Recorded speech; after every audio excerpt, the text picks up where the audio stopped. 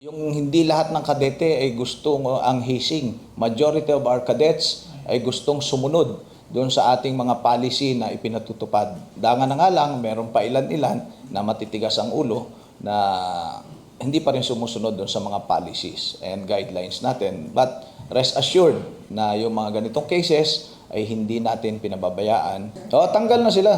Tanggal na. They will be no longer allowed inside camp premises sapagkat hindi na sila kadete.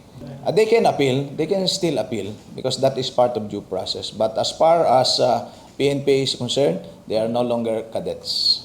Ang una natin ginawa ay total segregation ng mga kadete. No? Bawat class ay inilipat na natin ng kanya-kanya munang barracks so that walang interaction na hindi nasusupervise ng mga tactical officers at assistant tactical officers. So ngayon, fully segregated sila.